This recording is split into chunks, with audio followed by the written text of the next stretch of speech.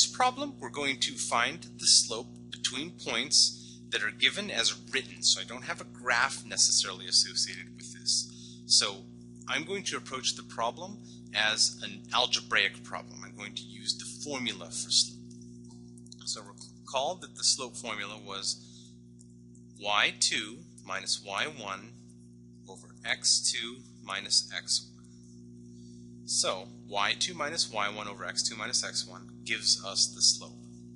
So over here we're going to label negative 4 as x1. We'll label 6 as y1. We will label 3 as x2, and we will label negative 8 as y2.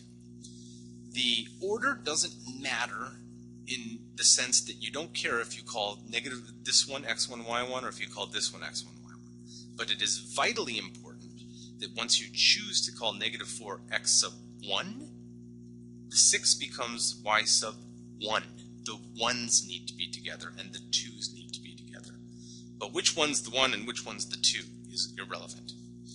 So when we try to calculate this now in the slope formula, we get m equals y2, which is negative 8, minus y1, which is 6, over x2, which is 3, minus x1, which is negative 4.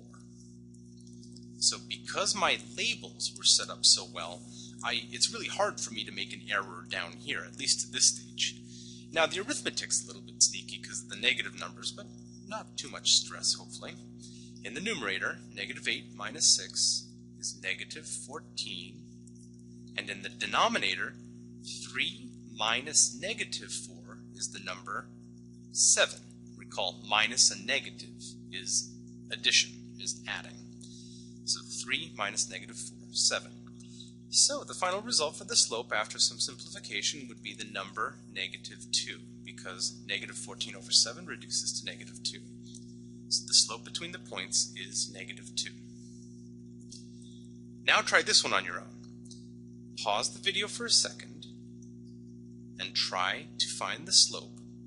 If you're a little bit stuck, you can't remember what the slope formula was, let me write that one down for you. M was y2 minus y1 over x2 minus x1. So now pause and try it.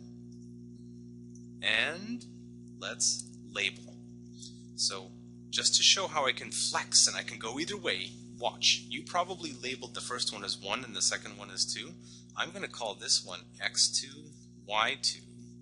And then I'm going to call this one x1, y1. And if you've done it correctly, your answer is still going to come out to be exactly the same as mine by the end. So, plugging into our formula, y2 is 6, minus y1 is negative 7, over x2, which is negative 3, minus x1, which is negative 7, equals 6 minus negative 7 is positive 13. Negative 3 minus negative 7 is the number 4. So the final answer is 13 over 4. And don't worry, if you did it with the labels going the other direction, you probably got an answer that looked like this. Negative 13 over negative 4. But notice that a negative divided by a negative is a positive, so assuming you did everything else correctly, this is still the same as 13/4, the same answer that I got.